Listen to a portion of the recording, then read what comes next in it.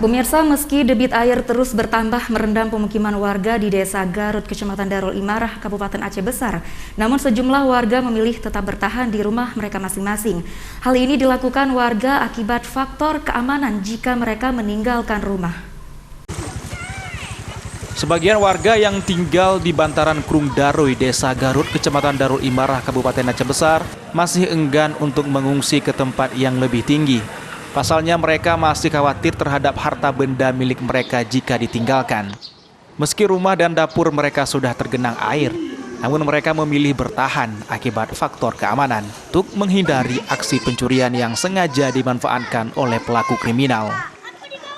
Rumah maling, saya nggak ngungsi, anak ngungsi, suami kan udah tua, udah sempat anak ngungsi sana. Kalau di yang kita tinggal rumah ini nggak bisa. Tak banjir kak? Ya banjir lah, tengoklah air. Terus kondisi sekarang seperti apa kak? Mengungsi atau? Sama kakak numpang. Numpang ya?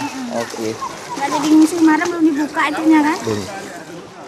Hingga Minggu sore 11 Juli 2021, cuaca di Kabupaten Aceh Besar masih terlihat mendung dan berpotensi hujan lebat. Namun jika hujan akan turun, perangkat Desa Garut akan mengerahkan para pemuda untuk menjaga perumahan warga yang ditinggal mengungsi dari orang-orang asing yang masuk ke komplek mereka. Dari Kabupaten Aceh Besar, Syukri Syarifudin, iNews melaporkan.